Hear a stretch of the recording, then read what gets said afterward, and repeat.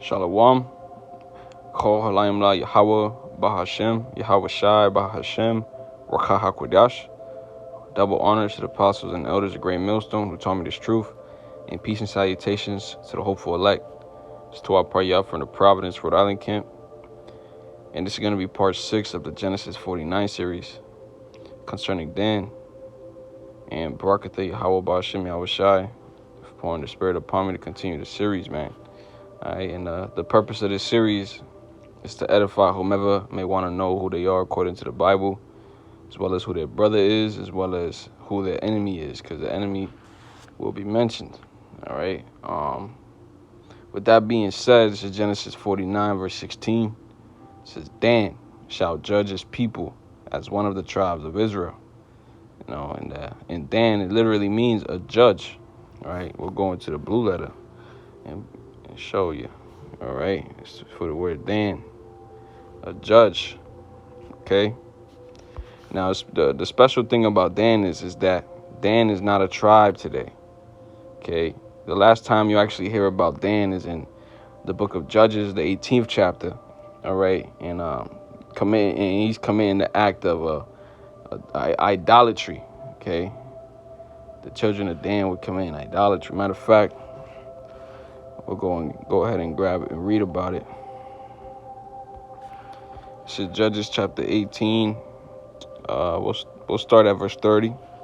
And the children of Dan set up the graven image, and Jonathan, the son of Gershom, the son of Manasseh, he and his sons were priests to the tribe of Dan until the day of the captivity of the land. All right, so that's the last time you hear of Dan. Okay, but you did have Samson. Samson was a Danite. You know, his father was a Danite. His mother was a Danite. You know, but we believe that that Dan was actually mingled amongst all the tribes of the nation of Israel. Now it's spiritual too, because you know, the nation of Israel, okay, is a nation of kings and priests and princesses. Matter of fact, let's go ahead to Exodus chapter 19 and verse 5. Now therefore, if you will obey my voice indeed and keep my covenant, then ye shall be a peculiar treasure unto me above all people, for all the earth is mine. And ye shall be unto me a kingdom of priests and an holy nation. These are the words which thou shalt speak unto the children of Israel. And Moses came and called for the elders of the people and laid before their faces all these words which Yahweh commanded him. Okay, so we read it. You know, the nation of Israel is a nation of kings and priests. Okay, and there's plenty of precepts throughout the scriptures that show you how, you know, how holy and peculiar the nation is. Okay, we'll grab another one concerning. We'll go to Deuteronomy chapter 14 and 2. For thou art an holy people unto the Lord thy power, and the Lord had chosen thee to be a peculiar people unto himself above all the nations that are upon the earth. Okay, so Dan, okay, like I had previously mentioned, has been sprinkled amongst all the tribes of the nation of Israel, and then, you know, spiritually applying it, man, hey, the whole nation, you know, is predestined to be, you know, ordained, you know, to be kings and priests. That's their rightful. That's the nation's rightful order. We was made to be kings and priests. You know, let's grab another precept. This is Revelation chapter 2. And we'll start at verse 26. It says, and he that overcometh and keepeth my works unto the end, to him will I give power over the nations. Okay, so when it's in the red lettering is Yahweh Shai speaking, who the world ignorantly calls Jesus. All right, and what is it that he's talking about when he says, and he that overcometh, he's talking about the tribulation. He's talking about, the obstacles that are before, every Israelite, man, woman, and child,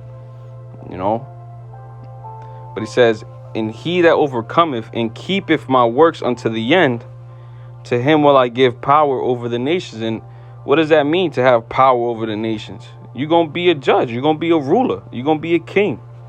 Okay? Verse 27. And he shall rule them with a rod of iron, as the vessels of a potter shall they be broken to shivers, even as I received of my father. That's right, man.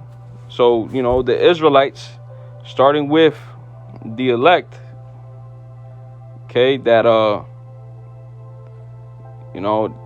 they're the ones that are going to be ruling in the kingdom of heaven, which is going to dwell here on earth, right? And the nation of Israel will be, judging, ruling, and governing the whole earth. Okay, starting with Yahweh Shai, then down to King David, and then the 144,000. Okay. Let's grab another precept. This is Wisdom of Solomon, chapter 3, in verse 6. As gold in the furnace has he tried them, and received them as a burnt offering. Now remember, that he that overcometh, okay, that's a part of being gold in the furnace. That's a part of being tried. You looking, with the objective of you or being in a furnace is to make you pure. Okay, to cleanse you, because fire is a cleansing agent. Water is a cleansing agent. And it reads, verse 7, and in the time of their visitation they shall shine and run to and fro like sparks among the stubble. And that's that spiritual power. That's the spiritual power that the elect will receive. Okay. And when the rest of the nation of Israel, because the scriptures say 2/3 of the nation of Israel will perish due to fire or famine, they're going to be coming through the loins of the elect.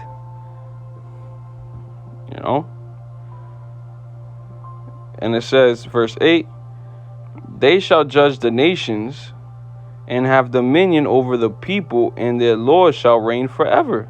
There it is again. They shall judge the nations. Okay? And who's the Lord that shall reign forever? Yahweh Shai, man. Who the world ignorantly calls Jesus Christ.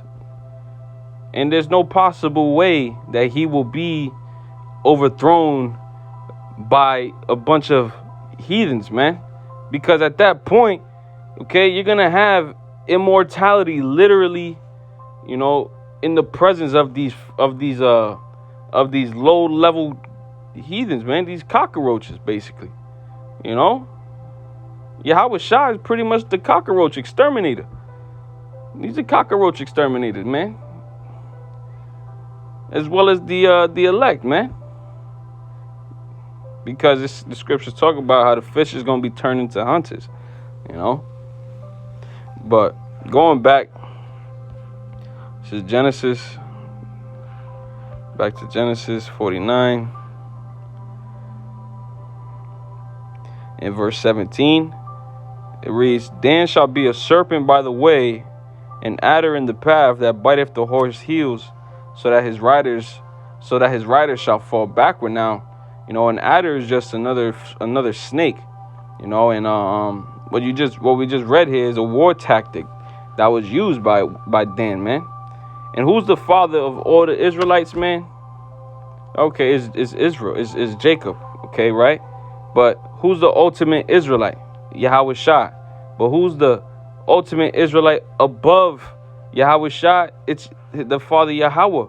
And Yahweh is what? A man of war. Okay? I think that's what? Exodus 15:3. The Lord is a man of war. Yahweh is his name. Okay, Lord willing, this is all making sense to whomever's tuning in. Lord willing, I ain't lose anybody. So we're going to read it again. Dan shall be a serpent by the way, and adder in the path, that biteth the horse heels. And the whole nation, all the 12 tribes are warriors, man. All the 12 tribes of warriors. Okay? Says, that biteth the horse heels, so that his rider shall fall backward. Now, let me grab a quick precept, because who is on top of horses right now? Okay? Let's grab it real quick. This is Ecclesiastes chapter 10 and verse 6. Folly is set in great dignity, and the rich sit in low place. I have seen servants upon horses, and princes walking as servants upon the earth. Okay? So the servants upon that horse is who? It's starting with Esau, Edom. Okay? The twin brother of the prince walking as a servant, which is Jacob, Yasharallah, the princes of the power. Okay? Now, with that war tactic that's being used, okay, as the serpent biting the heel of the horse, okay, let me grab a quick precept. All right, 2nd Ezra chapter 6 and verse 8. And he said unto me, from Abraham unto Isaac, when Jacob and Esau were born of him, Jacob's hand held first the heel of Esau. And that is symbolic, okay? That is symbolic of what you see actually taking place before your very eyes. Okay, Jacob holding the hand, Jacob's hand holding the heel of Esau, symbolic for Esau's power structure being pulled down by his very own brother, man. Which is rightfully so. As it reads, for Esau is the end of the world, and Jacob is the beginning of it that followeth. All right. So that's what you see, man. And that's ultimately going to be, fulfilled when Yahweh Shai comes down and establishes his kingdom. Verse 18 here, Genesis 49 and verse 18. I have waited for thy salvation, O Yahweh. And that's right, man. The whole nation of Israel is waiting for the salvation. Matter of fact, let's real quick, let me see. You got people going crazy waiting for this salvation, all right? Ezekiel 9 and 4. And the Lord said unto him, go through the midst of the city, through the midst of Jerusalem, and set a mark upon the foreheads of the men that sigh and that cry for all the abominations that be done in the midst thereof. Right? And that mark is the what, man. It's a mark of exemption. All right? It's not the same mark that's talked about in Revelations, the 13th chapter. All right? Let's get another quick precept. This is Isaiah chapter 62 and verse 6. I have set watchmen upon thy walls, O Jerusalem, which shall never hold their peace day and night. Ye that make mention of the Lord, keep not silence, and give him no rest till he establish, until he make Jerusalem a praise in the earth. So, this is what's taking place here, man. You got people, on the highways and byways, everywhere on the planet, okay, calling out, sparing not, raising their voices like trumpets, proclaiming the gospel, man. All right? In truth and in sincerity, until Jerusalem is a praise in the earth. And that is what is coming. All right? So going back to Genesis with Dan, all right? When you go to Revelations, the 7th chapter, you're not going to see Dan listed there. Okay? As it talks about how, matter of fact, let's just read it. Let's read it rather than quoting it. Revelations 7 verse 1. And after these things I saw 4 angels standing on the 4 corners of the earth, holding the 4 winds of the earth, that the wind should not blow on the earth, nor on the sea, nor any tree. That's right. And that wind is talking about the nuclear destruction. All right. So you currently got angels holding back these winds.